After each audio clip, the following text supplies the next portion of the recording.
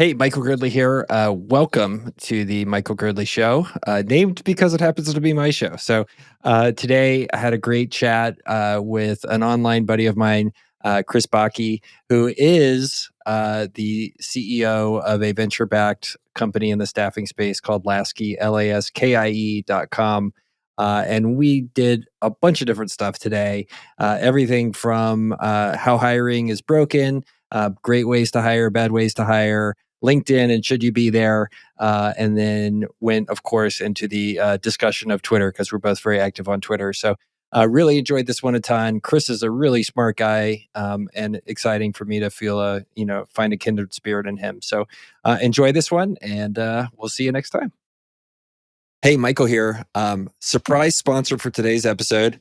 Today's sponsor is you, the listener, and I have a favor to ask of you. Trying to get this podcast out in front of more people who would find it enjoyable. And the best way you could help me is by telling other people that you enjoy it. So whatever client you're on, so whether it's Spotify or Apple, go into their app and leave a review. The more stars you give me, the better it'll be. Put in some words in there about what you like or maybe even what you don't like about the podcast. And that'll help us get the word out to more people. So give us a review, Apple, Spotify, and I'd be really grateful. Thanks a ton. Chris, thanks for being here, man. So excited to visit with you. Yeah, I appreciate you. Good to be here. Yeah, right on. Well, I think these conversations are always so magical because it's so cool to know somebody really well from social media, and then you actually talk to them in person, and you're like, oh, this is a person I've never spoken to, and I know him super well. I know. When we started this, I was like, I feel like, have we spoken before? Have we met in person before? You spend so much time on Twitter together. It's weird. It's awesome though. Love meeting people off Twitter. So, one of the things, I'm interested in people's voices and why they do things the way they do on Twitter. You're and I don't mean this a bad way because I'm one too. You're half shit poster, but then half insightful, but always wrapped in this air of being funny. So is that intentional or is that just who you are? Or how do you think about it? I think it's a bit of who I am, and it's the classic problem with Twitter, which is that a lot of people will click but they won't follow you off of funny shit. I know really, really funny people that have 3,000 followers. So it's this constant trap. Yeah. It feels like for me, you have to post the insightful shit to get people to follow you, but then people want to engage with and stick around for the funny stuff. So I don't know. That's the way that I see it. And I think in some cases, I just feel like being, a big brain, Twitter expert on things, and I want to drop some insights. And then in other days I wake up and it's just I kind of want to make fun of just everything that's happening in the world. And so I'll do that for a week and just alternate. It even seems like there's an entire week of shit posts and then I just can't think of any more shit posts. And so then it's okay, here's what I learned from building my last startup. And then that'll be a week of content. Yeah.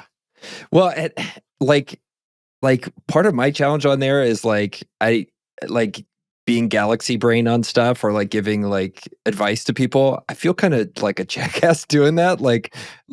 Mostly because I don't want to tell people how to live. So if I could put some self-deprecating humor in there, it totally balances that out for me. I don't feel such a know-it-all if I'm well, here's what I had at Chili's yesterday after I tell you how to run your hiring process better. Yeah, I think I'm also I'm deeply insecure and scared of people being mean to me online. And so what I've also found is if you were to tweet this is how I built this company into $100 million company, people would be that would never work today. And that's why this is wrong. It's I don't know, man. It worked for me. But if you're just posting shit about what's happening in the world, people are ha, this is awesome. They're sharing it with their friends. It's just it's much more lighthearted, to go through Twitter, kind of doing that, poking fun at yourself, poking fun at, other people in a nice way, people that can handle it, I think, or people that don't follow me and they don't care. So yeah, it's a whole different experience. If you start posting real truths, even if they worked for you, you definitely can feel like a jackass because it's well, other people are listening to this and what worked for me in my last business in 2015 probably isn't going to work for you. Or I'm not going to explain the nuance in 280 characters for you to actually recreate it. So what's the point? Yeah. Well, something you said piqued my interest because there's this definite group of people on social media that go hunting for engagement, like no matter what, like, and they're okay, like bringing out the trolls. I think you know who I'm talking Mhm. about. Like, there's a bunch of these Yeah. people, but like, I'm like you. Like, I just go on there and I'm just like, I don't care what people say to me. I don't care how mean they are. Like, I'm going to deluge them with niceness. I'm just going to be so kind to them that they eventually relent. And there's a few people that don't because they're just jerks. But like, what is it about you that kind of does the same thing, right? Like you want to be kind to people. Like, why are you wired that way as you think about who you are as a person? Or why am I that way? Yeah. Why It's am I that interesting way? about you too. I feel like for me, I have early on in Twitter, and I only used Twitter really for I think around 2 years. Like early on in Twitter, it was I would try to resist the urge to fight with people who were idiots and just enjoyed being idiots because it drew attention to them and they're trolls or whatever. They like actually believe this thing. So I would like fight with people on Twitter. And just very selfishly, I would always walk away from that being like, I don't feel good about this. Like maybe I like won and I like ratioed them and I got a bunch of likes, but like I don't feel I don't feel like we accomplished anything. And I would like leave Twitter being like, that was shitty. And then it's like, what's the point of using Twitter if you're not there to have fun?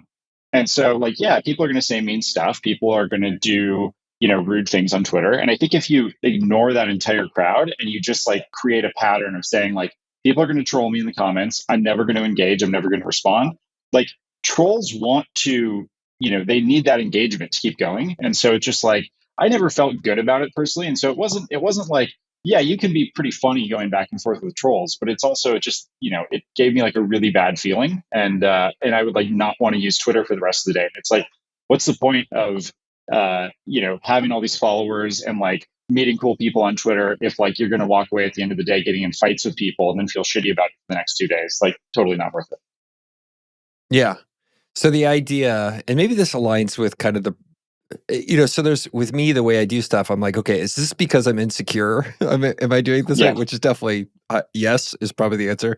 But then also like I'm trying to manipulate the platform, like you're saying, to like generate positive emotions for me, and like Hmm. getting in a fight with some guy with like an apple or like a or like some economist icon as his personal profile photo, and then that spiraling into a mess, like that doesn't generate any positivity for me. Like there's just That's nothing right. to it.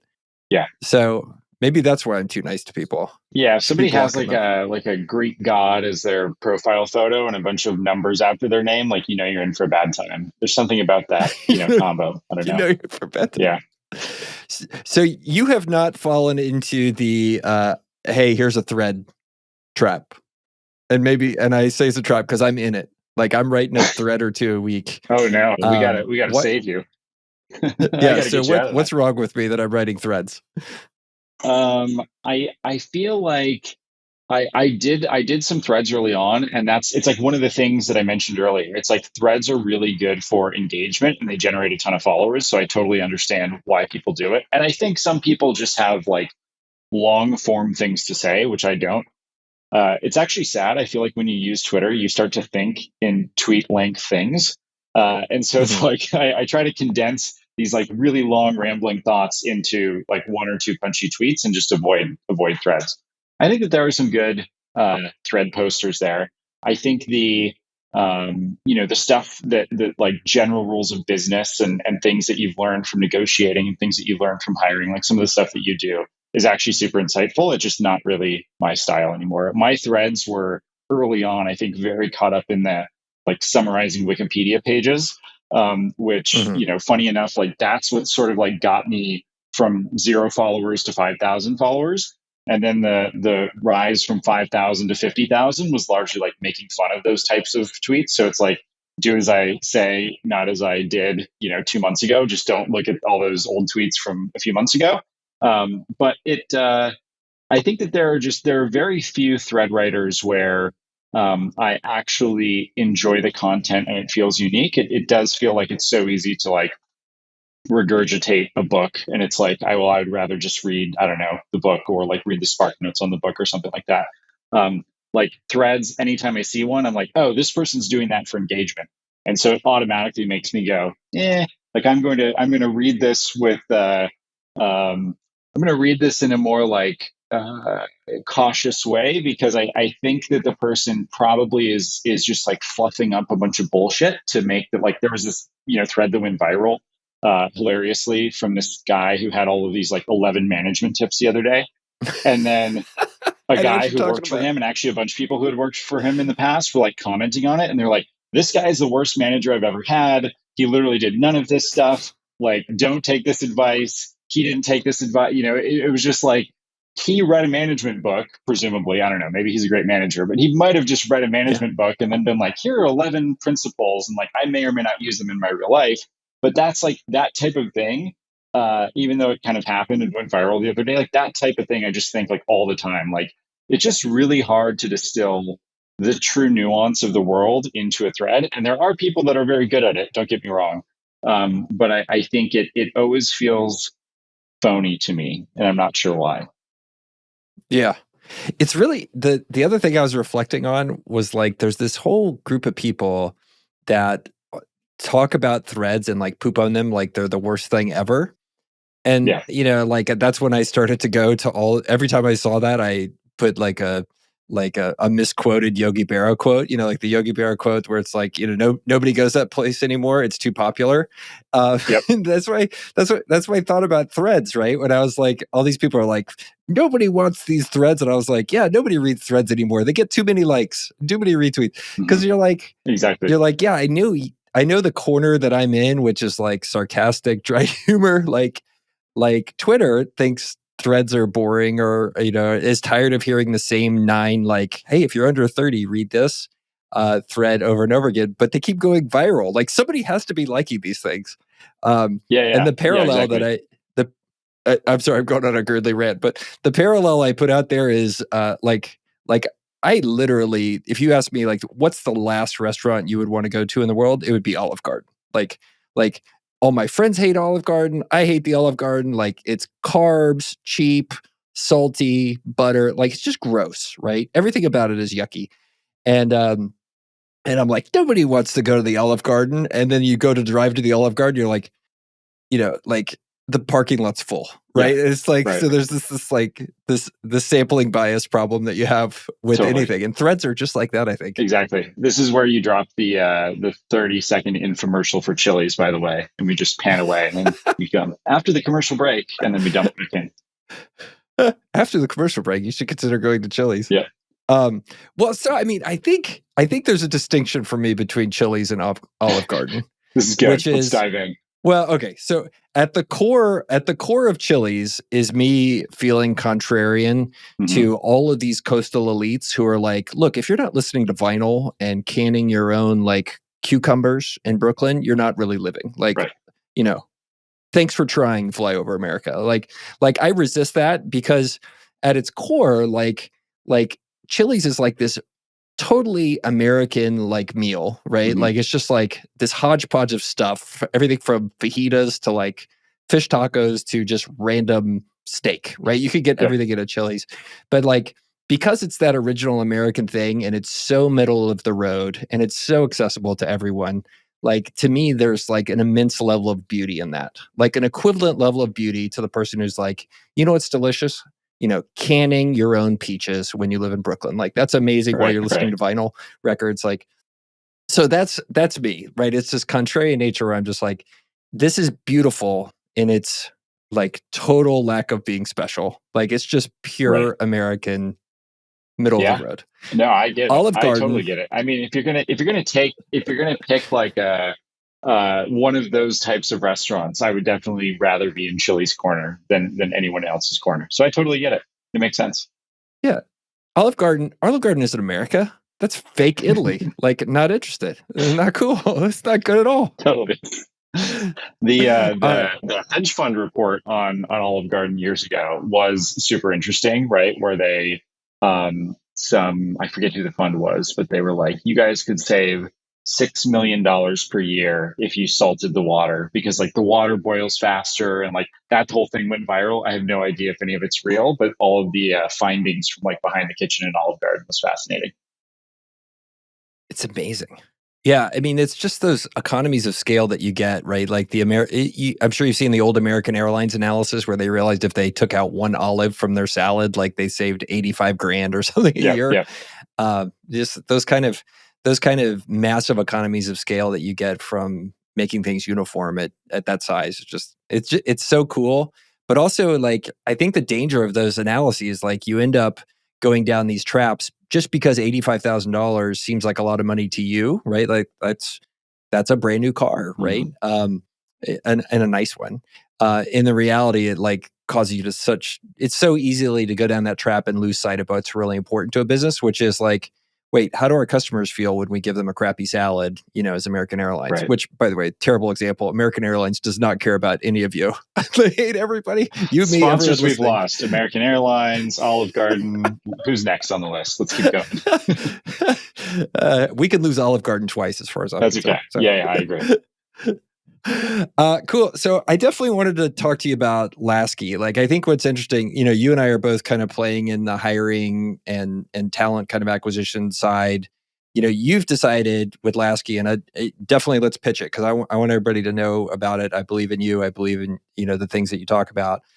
You've decided to kind of go down the VC route, whereas like me and my partners are kind of going down the bootstrapping route. So love to hear kind of how you're thinking about it, and why get back on, the horse again for VC here. Yeah, the core reason that we picked VC. So I guess for quick context, so I've worked with my same co-founder for close to 10 years. So we did a company where we were both early employees. And that's kind of how we met 10 years ago in the commercial real estate space. Then we founded Interviewed together, which was in the HR tech kind of hiring recruiting space.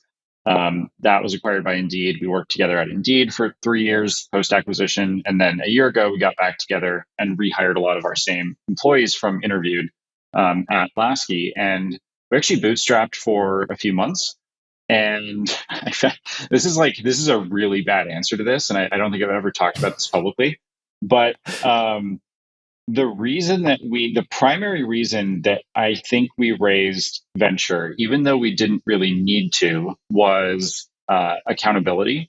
I found it very hard to be accountable to myself and to my co-founder when, like, he and I like could have burned through a bunch of our own money, and like it would have been fine. It would have sucked a little bit, but like there's so much money in the recruiting space, like we could have gotten back to cash flow positive pretty easily.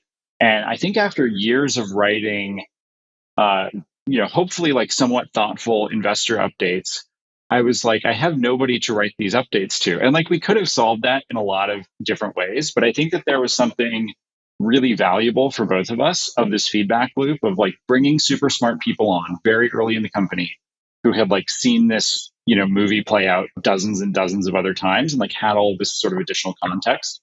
And partnering with them, obviously the capital is great because it kind of accelerates things early on. And so it really is this like tricky balance. Like we always intended to bootstrap Laskie. And now that I have raised a bit of venture again early on, it's like, oh, I couldn't imagine bootstrapping this business. I think it's just like one of those things that I was just wired from very early on, like the start of my career, like bring on private equity, bring on VC. And that's like every company that I've ever done has done that to varying degrees. And I think without that, it's like I just don't understand how to operate. I think it's the same way of like a bootstrapper thinking about having all these partners would be such a pain in the ass, being accountable early on, giving up a sizable part of your company in the early days, like the worst possible time to give up equity in the first few months when you're just figuring everything out. Like I can totally understand both sides, but I think for us, it really was about like that feedback loop of, sending that email to 20 super smart people, many of whom are in the space, have invested in other companies in the space, or were, early founding employees of Indeed or LinkedIn or companies that worked out well. I think we have to be careful about their advice and cautious that like just because that worked with them or their companies doesn't mean it's going to work with us. But yeah, it really was purely about early accountability. I think a lot more so than capital or being in TechCrunch or any of those other things. And those things are nice, but there's obviously a pretty sizable cost of giving up 10, 15, 20, 25% of your company in those first few months. Yeah. And so, like, the classic kind of building in public, that you don't think that gives you, what's wrong with that from an accountability kind of standpoint, right? Is it just Is it Yeah, too easy to cheat on that I kind of think aspect? so, and I've found that that's really hard. Like I think it's hard either way. Like if you have a bad month, it's hard to send that investor update. It's also hard to say. I think that there's actually several people who are building in public who have had not like public failure, but I've seen a lot of and I follow a ton of people who build in public where they will have 3 or 4 or 5 consecutive months of like flatline or negative growth, or like they're actually, they lost a big customer and they talk about it. That's not really my style. Like I like being sort of like the hype man on Twitter. And so it's very hard for me, I think, to go in front of, 60 or 70,000 people and say like, okay, we had this terrible month. And we have had bad months at Laskie. We've had really good months that I haven't celebrated Mhm. as publicly. I would consider like myself sort of a very fake builder in public. Like I think I use Twitter and LinkedIn to like hype our company and hire and get customers. I think I rarely share kind of what's truly happening behind the scenes. And I did early on, and I didn't really enjoy it. Like it felt like I was spending a lot of time telling people what we were doing, when in the beginning, like what we were doing was also changing day to day. I do think now that we're a little bit more established, we have a bigger team, it would be a lot more fun. And that's sort of one of my goals for this year, is to start kind of tweeting what's happening behind the scenes. But I find it's very hard to be actually honest with people about what's going on. And then, I think it's also hard if you are struggling with things, to talk about those things to such a massive group. Whereas, your investors kind of expect that, like they want you to come to them with hard problems, and they seem, they're actually uh, literally bought into your company to help you solve those problems. Whereas I think like a Twitter audience or LinkedIn audience, or whatever platform you're on, people are there and mostly very supportive of people who are building in public. But I think you and I have both seen cases where like building in public goes wrong, and like the sort of like mob mentality like turns on a company very quickly, as in with like Fast and a bunch of other companies. And so I think it's I try to like really balance that and be careful. Like tell our investors the truth of what's going on and what's happening. Definitely tell our team. I sort of overshare with our team, I think, which is good. But yeah, in terms of Twitter, it's a lot of like hiding behind the facade of what's actually happening in the business. Yeah. No, I totally dig it. Yeah, as you were saying that, I was like thinking about the people actually building in public. And I was like, how many of these people are really being real about this process, right? And like, I was struggling to think of anybody who is, Yeah, right? yeah, Like, who is actually like, hey, I didn't feel like coming to work today, totally. right? Yeah, Or like I signed up for VC, so like, my investor's not working out, in terms of there's one jerk, on the board type. Like people don't talk that way. it's funny. So my last company went through YC, and there's this chat that's now pretty famous, infamous, I guess, called YC Bookface. That's like now I think 3,000 YC founders, and it's like this chat room. And there's a ton of ways that I think entrepreneurs and founders have recreated this in, text groups and just chatting with one another like this on podcasts, or just doing random Zoom calls, or Discords or Slack groups, or there's like everything marketplaces that Mike Williams runs. That's awesome. That has like a whole community around it. There's like a lot of ways for founders to be, I think, honest and open with one another. But it's always been funny. Like in the 7 years since I went through YC, you'll see a couple of these founders who are like very public with their companies on Twitter. And on Twitter, even the builders in public, it is just like everything's awesome. It's always up and to the right. And then on Bookface, where people can, I think, be a lot more honest, because there's a pretty strict policy of like nothing gets screenshotted, nothing gets leaked. Like we're sort of all in this together. We want this to be a place where we can share hard times. Those same founders who are like publicly crushing it are privately, like laying off 30% of their company, or like getting in a fight with their co-founder, and like, or like might be quitting their own company. It's just like, it's hilarious. The sort of night and day difference that I see like in my own founder groups, from like even some of those founders who are very publicly like building in public. I think I think Andrew Gazdecki has done a good job of this with like microacquire. He, I know, has shared like if growth is flat, if it's declining, if it's way up, he sort of, I think, has this really solid cadence of like sharing what's going on. But even I don't know of cases where he's talking about actual turmoil and things behind the scenes. But I think he's very honest and open with startups are hard, and it's hard, hiring your first few people. It's hard being a manager. It's hard, being an IC as a CEO in the early days, and then trying to hire people into these different functions and get along with them and like help them grow and kind of invest in their careers. So I think people like that are doing the most honest job. But yeah, I mean, there's very few companies, I guess, like Buffer, pretty early on, like they were publishing all of their revenue and KPIs. So that's about as open as it gets. I don't know that he was really doing a ton of commentary on that, but yeah, I think that those cases are pretty far and few between, that I've seen on Twitter. Yeah. It's super interesting. Yeah. And I totally love the idea that investors like bring a level of professionalism and seriousness to the thing. It's interesting as I kind of structure stuff in my world where a lot of times I'm not operational at all. It's a situation where, as you talked about it that way, I'm kind of that person, right? I'm kind of okay, well, we're taking this seriously. Yeah. I don't know if you guys were aware, but we can't jerk around. Like I have real money on the line. So it's interesting, I do that internally without even really thinking about it, just because I don't hire myself to do real jobs. So, right. Good place to be. Highly recommend that. It's fun. I mean, I do have like a real job, right? Which is I spend my days like working on companies rather than in them. And I've started to recently kind of just brand that as like a company. Like I call it Girdley Enterprises, mostly because Girdley Ventures is taken with some other real estate thing my brother and I do. I was going to say, let's so sue like him, but no, you don't want to sue your brother. He's a great person, and he's in the office next door, so I can't do that. Yeah.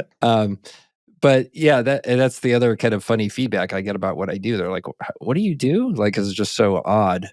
But like, I'm starting to try to brand it and like talk about it in a way that's more concise. Mostly because I go to CEO events and everybody's like, "I'm CEO of Edwards Plumbing," and I'm like, "I'm just a rando. I do a bunch of different stuff, and it pays me a lot of times." So, do you like anyway. like it seems like you really enjoy the jumping between many things. Like I think I like. Do you feel like the grass is always greener now that you're doing this? Like um, I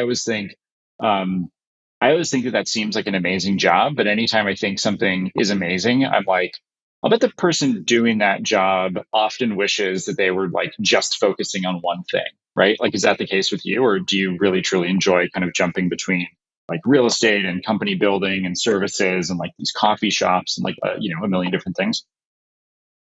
Yes. Yeah. I Yeah, mean, I've done the you're other like, it's part, awesome. and Yeah, I'm 100% self-actualized, yeah, 1,000,000%. it's And good. I mean, I see the appeal of like, man, look how nice it would be just to like run the playbook right over and over again inside of one company and do that. Um, but like, I just know my nature. Like, I'm actually not a very good operator. Hmm. I'm actually pretty miserable, because I have just innate problem where I can do anything once incredibly well. The second time will be okay. The third time I forget to do it if it's repetitive and it's Got it. not creative. Got it. And it's really just this narrowing down and trying to construct an environment around myself and a role around myself that plays to what I'm good at and also compensates for where I'm broken, right? Hmm. And I'm broken if you're like, hey, this business needs to get better by getting 0.25% better every single day by just grinding away at stuff. Like, wrong guy for that. Wrong guy for that. Yep. But Yep. if it's, how do we play internal politics and relationships? I try not to play politics, but you know what I mean? Like how do you align incentives, human dynamics, get people thinking about stuff the right way, and then just get called in when there's interesting creative problems to solve. Like, all of that is like, yeah, sign me up for that. That sounds like a ton of fun. Yep. Much, Yep. much better than, hi, I'm CEO of Joe's Yeah. Plumbing. No, totally. I get So, that. Yeah, it is so interesting. I think that is there's like a very small handful of people on Twitter, including yourself, who kind of have that lifestyle and talk about it, or that like job. But in terms of like what that job is or what it's called is super unique. Like I don't really. A lot of times I find myself trying to describe like an Andrew Wilkinson type person or you to other people. And it's very challenging. It's like, well, they got like a lot of stuff going on and they're sort of like incubating and, investing and starting and overseeing like all of these different entities. But like what that actually is, I think is super appealing to a lot of founders who are running one business, and it hasn't really been defined yet. I mean, the way that everybody, at least on Twitter, is sort of running that playbook does seem very different from one another, but it's cool. I love seeing it. Yeah, it's tough. I mean, I think that if you look at it at its core, like a reductionist way of looking at it, like what parallels can we draw in terms of what like we're doing versus what other people are doing? It actually is pretty consistent with what a lot of family offices do. Mm-hmm. There's a family office that actually owns, I'm totally blanking on their name, but they own, I think, 2 or 3 dozen minor league baseball teams. Oh, wow. And like, yeah, so they do a lot of very similar stuff. They've narrowed down over time to basically where they'll find, basically they'll be the money behind an independent sponsor and just be like, okay, like we're going to go do entrepreneurship through acquisition for you, and we're going to be your backstop, and you're going to go buy a $2 to $5 million EBITDA business and you're going to run it. Like they do that over and over again. But like, I think you see a lot of family offices, especially around me, that are doing incubation of companies. They're doing lean in type operational stuff. So almost this self-funded private equity thing. Like I see it more common, but that's the closest parallel is like these family offices that are more hands-on than your typical allocator family office. Yeah, I haven't thought of that, but that makes a ton of sense. That's a very good analogy, I imagine, in a lot of cases. Yeah. Who knows? I don't know. None of us know what we're doing when it all comes down to it. I mean, it's also, you talk about some of these people that are out like pitching that this is the life that they live for this kind of hands-on allocator type thing. That's the closest thing I can talk about it. It's just like everything else, like the people building in public, like half of them are lying their ass off. Right. It's just the truth. But I was like, I've talked to these people. I know what they're doing. Yeah. Like, you're lying. Totally. Like, that's not true. Yep. So, and maybe that comes across or not on Twitter. I don't know. I try not to lie. That's my new goal. It's unintentional if I do. So I wanted to talk to you about you going into the cesspool of cesspools, the LinkedIn environment. And I've noticed your pace on posting on Twitter has gone down and increased in LinkedIn. So what do you know that I don't know? Tell me about the magic of LinkedIn. And will my Chili's memes go over as well on LinkedIn as your posts seem to go? I think you should carry them over. It's definitely I approach it differently. And I think for us, it's super unique. Like for our business and for me, it's super unique because 50% of the people that buy things from Laskie and spend money are in talent acquisition and recruiting. So it's like a very simple strategy. It's like all of our buyers, 100% of our buyers, and a lot of the people that we want to hire are on LinkedIn. And actually only a fraction of those people are super active on Twitter. So in terms of, again, like that balance of shit posting and real content, it's like I definitely do a mix on both Twitter and LinkedIn. But I think the LinkedIn strategy is just purely about trying to reach a different audience of people. And to be clear, I hate it. It's way less fun than Twitter, but like I just do it because, Team Laskie. So I'm trying, I'm like, I actually, what's funny about LinkedIn is I and several other people on our team have like scheduled events like Wednesday and Monday. I will schedule actual 30-minute events to be like, do a LinkedIn post because I know that I'll overlook it if I don't. And it actually has, it's amazing for, like lead gen and free acquisition and all sorts of other things and hiring as well. But if I don't force myself to like time box 30 minutes a couple times a week to do it, I just spend all of my time on Twitter. So that's really it. That's what it comes down to. One thing I love that you did was go on LinkedIn and it's got the area where you could just basically go in and be like, yeah, I went to MIT or I went to Harvard or whatever. And then you went in and you like just totally made that a joke, a mockery of that, where it's like, yeah, I went to this thing, rejected, visited campus for 45 minutes. Like went to a Stanford football game in 2007. Yeah. And what's great is like, the best part about that is once a week, some like very bright, high school junior will reach out to me without reading between the lines there and they'll say like, "Oh, I see that you have, attended Harvard and Stanford and MIT. That's amazing. Those are all the schools that I'm hoping to get into. Would you have a 30 minutes for a coffee chat with me, like on my MIT application?" And I'm like, I mean, I would read what I did at MIT before you reach out to me, but it's literally like maybe like once or twice a week that happens. So it's good for terrible LinkedIn DMs as well. Yeah, Either that, or would you like to buy a custom website made by the that's one of right. the 80 bazillion companies, Custom or website, or lead gen, offshoring, wealth management? wealth Wealth management. Yeah, management, yeah, unbelievable. yeah. Okay, so and then are you? There's the zeitgeist of kind of what's going on, like the common narrative of themes and topics that are going on in Twitter. Is there the same effect in LinkedIn? Like, are people talking about similar stuff, or are you not playing the same game over there?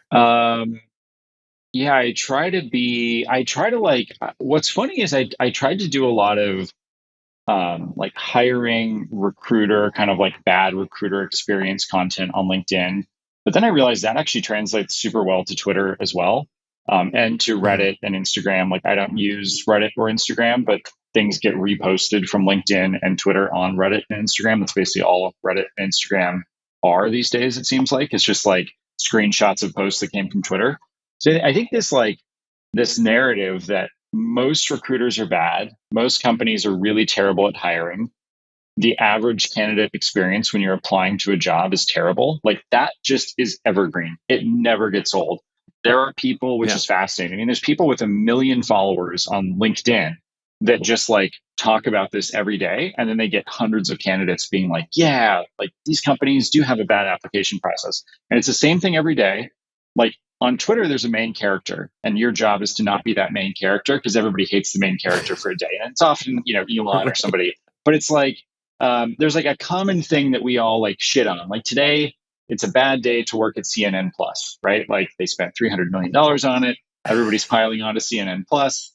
But like tomorrow, the narrative will change, right? Like last week, Fast was the narrative, and then before that, a few months, it was Quibi. So it's like there's just this thing, and like everybody in like tech Twitter and VC Twitter and entrepreneur Twitter, or like SMB Twitter is like piling on like very similar themes, I think.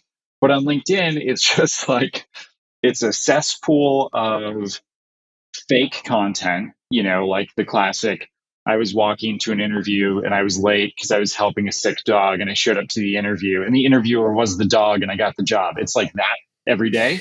And then like the stuff that actually I think gets engagement with candidates is, that hiring is super broken. And so I like talking about that. It's like the one thing that does actually feel authentic, because we run into so many bad hiring processes and so many bad hiring managers as part of like our own business, that talking about those types of things anonymously, and even if like in the back of my mind it really is about, if I can get one hiring manager to read this and go, oh, we're doing that, and I didn't fully understand that people hate that. Like I think if you spend a lot of time, which doesn't have to be a lot of time. I think if you are thoughtful at all about your hiring process, it is very easy to be in the top like 5% of companies, because most companies are just so bad at hiring. And so it really is about like uh, hiring managers, recruiters seeing that and going, oh, we're doing that thing, which is like a super long, drawn out, hiring process that takes 6 months. And if enough people are like beating that drum, then maybe some of those people will change and like fight for change internally. That is one thing. Like people from massive companies reach out to me on LinkedIn a lot more so than they do on Twitter. It's like, hey, I work at top 5 consulting company, and it takes 6 months for analysts to get hired here. Like, can we jump on a call and like try to figure out what we can do to get that to a 60-day process? And it's like, absolutely happy to spend time doing that. And so there's like definitely good that comes from LinkedIn in the same way that it comes from Twitter. It's not a very funny place. Like it's I think hard to be funny or be sarcastic or like poo poo on things on LinkedIn, because like the crowd and sort of the expectations of LinkedIn is like, oh, this is a very this is a black tie affair here at LinkedIn under the Microsoft ownership. So I don't know. I haven't cracked like the funny code. I try to share like memes and do funny stuff, and everybody hates it. But then I'll talk about something a little bit more earnest, and oftentimes it goes pretty well. So I don't know. I'm still learning. I'm like 2 or 3 months into the LinkedIn cesspool posting journey. So I'll keep you updated. Yeah. Okay. Well, keep me updated. Yeah. It feels like I'm still kind of trying to figure out, number one, I feel like I got a formula for Twitter, and I feel like in the end, like, I feel like I'm trying to make people's lives better. Mm-hmm. Every post is, does this help somebody get better? Right. Okay. Yes or no. And it could be better as funnier, better as a little more entertaining, lighten their day, or like get smarter. Like, those are the things I'm trying to do.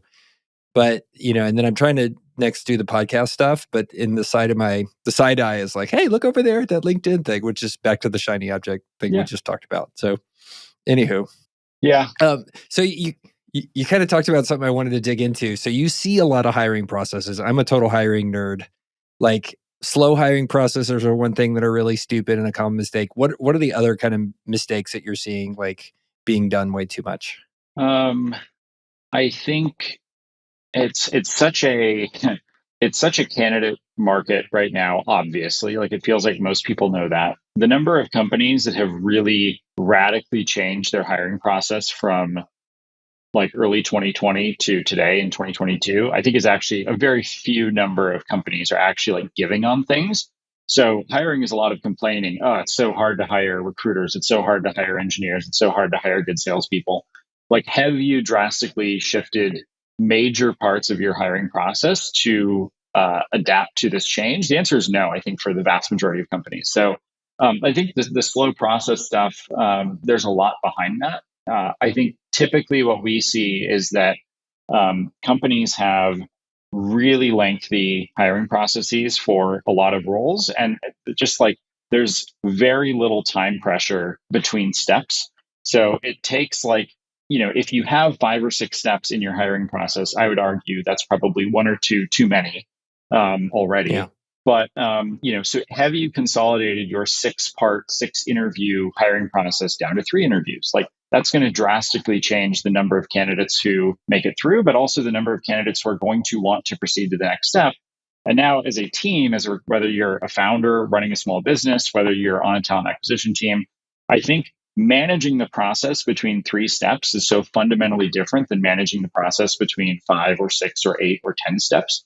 And then, like, I think we're seeing companies who are smart giving on things at the top of the funnel. So, like, when I started my last business in 2015, we were a non-technical assessment company. So we would like do all these bolt-on assessments. Like, we were one of those evil companies where we would, add an additional 5 or 10 minutes to the top of the funnel when you're applying to a job, because we would ask you a bunch of these assessment questions.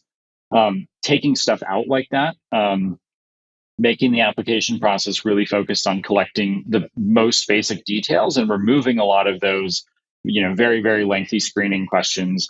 In terms of like the applicant tracking systems themselves, even I think like 40 or 45% of the market share is dominated by Oracle Taleo, which is a notoriously terrible platform. It doesn't run on mobile. Like, there's so much broken with it. And so if you look at like where candidates are applying in an increasingly mobile first way, and they want kind of a streamlined application, if it takes you creating a login to create your job application, like, there's no way that top candidates are even going to tolerate that. And so I look at like the length of the process, but I also look at, are you even getting top candidates to apply to begin with?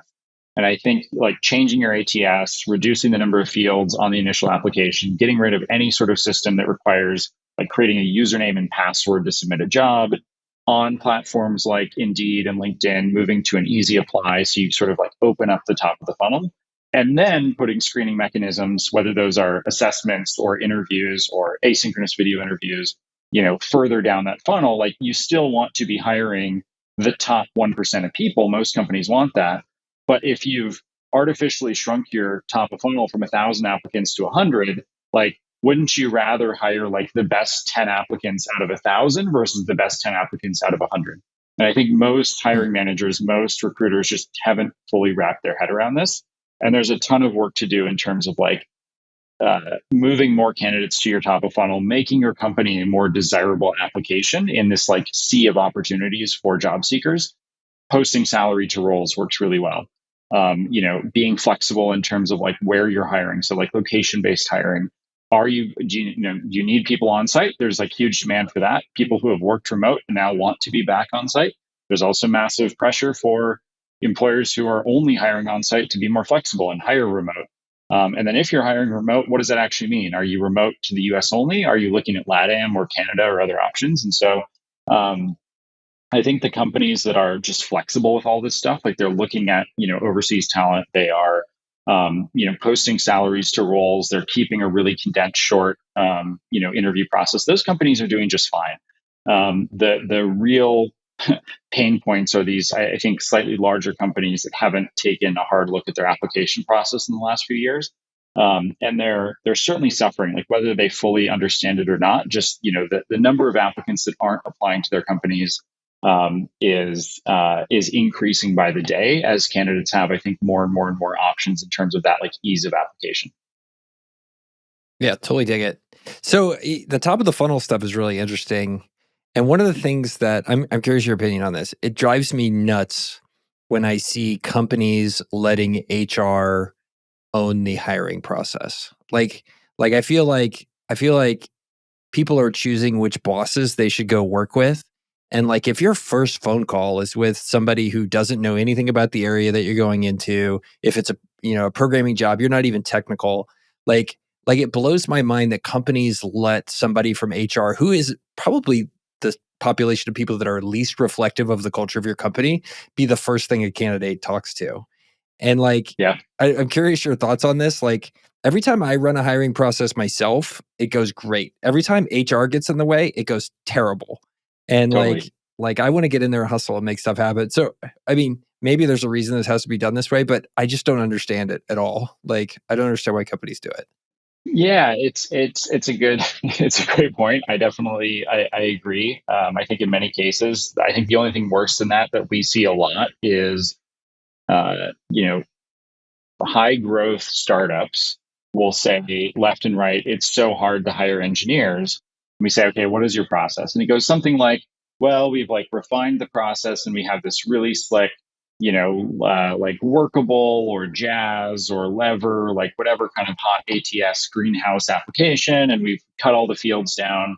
And then after that, like the candidate moves into a 2 hour hacker rank exercise. And then if that goes, it's like, wait, you know it's hard to hire, but you put candidates into like a multi-hour technical, automated assessment. Like it's shocking the number of companies that still do that for technical roles or for like a sales role. They're looking for a VP of sales, and it's like record this like async video before you talk to somebody. Like why would a candidate, why would most candidates want to do that? And then I totally agree. I think giving the actual hiring manager, if hiring is the biggest pain point in your business, dedicating a lot more time from hiring managers and the managers themselves to be talking to candidates, especially if it's a unicorn role, which everybody wants like some special, amazing candidate. It's funny that, ultimately everybody pretty much gets a job anywhere, but like every company believes that they're hiring the top 1% of people. And so, if that's what you truly want, then you need to invest people who understand the role to take those initial calls and like think of it as building a relationship. This job search is now in the candidate's hands. That changes every 5 to 10 years, but this is a very pro candidate time if you are most companies right now. And so understanding that and like the employer or the hiring manager really selling the candidate through the process versus vetting the candidate upfront, I think is a super smart thing to do. And to your point, I think for especially slightly larger companies, it's a massive differentiator. Like if you're a SWE and you're applying to mid-level or enterprise companies, the number of people in recruiting or HR or right now even like really junior schedulers or coordinators that you're talking to is sort of the first touch point for a software engineer who is allegedly going to drive all this crazy impact, but like the hiring manager can't take 15 minutes and chat with that person is pretty crazy. So if you are in that mindset of a software engineer and you're applying to 10 or 15 companies and 14 of those 15 are HR people who have no idea about the job, and at that one company you get a good talent acquisition person who knows the job deeply, or better yet the hiring manager jumps on, I think it's a totally great way to differentiate in this age. Yeah. Well, and I think it ties to one of the things I wanted to quote here because I thought you tweeted it, and it was like one of the smartest things I'd seen. Is you said CEOs should go out and apply to the jobs open at their company and see Hmm. what the process is like, and they'll understand very Yeah. quickly why talent like is a huge strategic problem for them. It's because these CEOs are most likely spending a ton of time with their product management team and their sales team and their marketing team to like figure out how their sales funnel can work better and sell faster, easier, optimize for click throughs, whatever. But then if you want to work at their company, like welcome to 1976. Like at Hmm. NCR, it's that hiring process. Like that's what's going on. So anyway, that's not really a question or anything. It's just like, man, that was one of the smartest things I've read in a long time. Yeah, I do it regularly. I started doing it in 2013 when I became the COO of a startup, and it was the same mentality. It was like at that point we were hiring for all of these super specialized roles, and yeah, to your point, we spent a lot of time focused on other funnels, and we only had one like people person who is doing a lot of this top of funnel. And so I just wanted to see, we want great engineers. So if I fake my resume and I apply as a great engineer, if it takes 7 days to get back to me, or in many cases, nobody gets back to me, you have a problem. Like you are out there spending money on job boards. You are out there spending money on your talent acquisition HR team. You are paying people, you are paying services, you're probably paying third party recruiters to send, great people in some cases into the top of your funnel. But if you're not actioning those people in a day or two, like literally in this environment in a day or two, you're not going to hire them.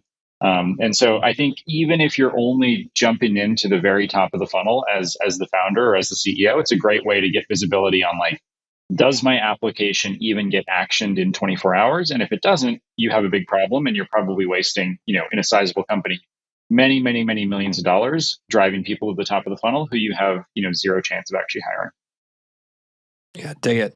So I am curious. You started your career not in like staffing, right? Not in the employment side of stuff. You started like y'all were a startup for commercial real estate. So like, but Mhm. then you gravitated to that, and now you keep going back to the well. So I'm curious, like, why do you keep going back to this well? Because it's like it's to some extent it's the LinkedIn of like startups, right? And I'm in it too, Yeah. so there's some self deprecation going on there. But like, why do you keep coming back to employment and staffing and recruiting? Why? What's similarly messed up about you? I know why I'm messed up, but I'm curious. I'm curious why you keep coming back to the well here. I got into hiring and recruiting tech in a very accidental way. And I've stayed in it in a very purposeful way. So what happened was I always thought I would do real estate tech for like forever or for much Yeah. longer than the 7 years that I did it. And then in 2015, I entered a hackathon with two friends who became my co-founders at Interviewed. We won the hackathon. It was one of those things with like, we built this internal tool that we were using to screen our own salespeople, customer support reps, things like that. And it was like, everybody's doing these case study style interviews with, management hires, and people are using HackerRank and Caliber and like all these like decent tools for the technical roles, but the process is so unstructured to hire an entry level financial analyst or an entry level salesperson or customer support rep. And so we just built this as like, we want to add more structure to our own real estate tech company. We built this, won this hackathon. Cyan Bannister from Founders Fund and Jason Calacanis and a bunch of other like legit investors ended up investing in us, but we were like, we don't have a company here. We all work at this, real estate startup. Um, so they're like, well, you should form a company because this is a good idea. So very accidental. Our founder and CEO at that company was super cool with it. He became one of our advisors. He's still a mentor to me. He's one of our investors then, is an investor in Laskie. So it just sort of like worked out at that time that we dove into it. And then, yeah, I think to your point, it's a bit of like sucker for pain, but I think if I'm only going to work on one thing, I like truly and deeply do believe that um, for me, helping people get jobs, helping people earn more in their careers, helping people level up, helping people like buy homes, buy cars, put their kids through good colleges, like all of those things kind of are centered around employment. So that is like the more I think like serious side of me, and that's one of the reasons that we sold our last company to Indeed. I think Indeed has their own set of problems as like a massive job board. But I think the Yeah. management there like deeply cares about helping people find jobs and doing like some pretty crazy things behind the scenes to make that happen. And so I think when Daniel and I, after that whole like round one experience, we're looking at like all the things that we can do. We really had no part of us that thought we would, I think, jump back into recruiting tech or HR tech. And we ended up here because I think we had built like the one kind of early success. And I think we really wanted an opportunity to like go big or go home with this company. And we already knew the space. We love the space. It was hard for us to find another space that I think knowing that we could have worked on anything this time around, that we actually cared about as much as hiring. And like there are just so many broken pieces about it. I think the thing I like about recruiting, despite all of its flaws, are that, we could fix 0.5% of this industry and still be like this massively successful, very valuable Hmm. company. And so it's not this sort of like winner take all mentality, whether you approach it from a tech perspective or a job board perspective or a staffing perspective or traditional recruiting or exec recruiting, like outplacement. There's just so many angles that you can take a very basic concept and sort of like meander in. And so I really like that. Like, I think we were looking at, starting a venture studio or like doing something that was more like family office based. And so it's like, all right, if I'm going to dedicate another, 5, 10, 15 years plus to a single company, it better have a mission that I actually give a shit about and like help recruit other people to like join me on that mission. And so that's sort of like the lame but true answer of like very accidental, but I think they're very purposeful. After we had looked at a lot of other industries, it was just like, yeah, like helping people buy and sell homes. That was cool at Zillow. I think Zillow is like a game changing company, but it wasn't like the thing that I could wake up every morning and get super stoked about. Yeah. If it's any consolation, the reason I get involved in it, and I've gotten involved in it from like all different facets, everything from like starting a coding boot camp to like helping people that own companies like get out of them. Like fundamentally, like that's our software holding company does that. Like to like now having a hiring platform. Like it all comes back to that idea that you can always find joy and happiness, like helping other people be their best selves. And like whether it's everything I do, like that's the core of it, right? And so I it's cool to hear you say that because I'm like that's the conclusion I came to as well. Like Yeah, that's everything circles around that. yeah, for Well, sure. dude, this is awesome. Let's talk. I definitely want to get the commercial for Laskie. So, like, let's please. We've danced around it. I think the world of you, and also like want to get the message out about the business. So, can we do that now Yeah, and go from yeah, there? let's do it. Yeah, so Lasky is kind of our approach. What we think the entire world of hiring is pretty bifurcated in these two different camps. If you're looking to hire someone, most of the world thinks about sort of like job boards and job platforms, which is generally and ideally low cost, high volume. And then the rest of the world uses staffing, traditional recruiting, which kind of by its definition is a lot more curated than a job board. So there's going to be this like human element involved. As a result, the cost is extremely high. And so we were curious with this company to figure out what actually exists in the middle. And so we think that there is this like curated but not as expensive as a traditional recruiter approach that you can use if you take the role of a recruiter and you invest a bunch of time into helping them source and screen candidates in a much more effective way. So that's really what we do. We try to be lower cost and affordable for companies while still giving them like a curated experience. So 100% of the candidates that go through Laskie speak to a senior talent partner on our side. And then we just invest in a lot of tools to help those senior talent partners be 3 to 5x more effective than they would be if they're coming from sort of a large staffing or recruiting company like a Robert Half or a Ronstadt or something like that. And so, yeah, the business is about a year old, venture backed, about 45 people now. And we primarily focus on software engineers, product managers, designers, and executives in the Americas. So we work and sort of our team is based throughout LATAM, US, and Canada. And then we're also opening a sort of Asia presence as well over the next few months. That's awesome, and it's laskie.com, right? Yep. Yep. LASKIE.com. Perfect. All right, man. Thanks for being here. This has been the best Yeah, hour it I've was fun. spent all day. And it's nothing Good. about you. The other Better than part the was at a barbecue board meeting. earlier, hopefully. Oh man, I hope now the barbecue owner isn't listening to this and they're like, what is he saying about my barbecue? The barbecue place, the barbecue place next door to my office. It's the most Texas place ever. They have a big sign out front that says you get 10% off if you show your concealed handgun license when you walk in the door. It's like, That's okay, amazing. that's puro Texas, man. Puro Texas, no doubt about it. Yeah, Awesome, man. that's Well, thanks awesome. again for being here, and we'll talk soon. Yeah. Thanks for having me. Appreciate it.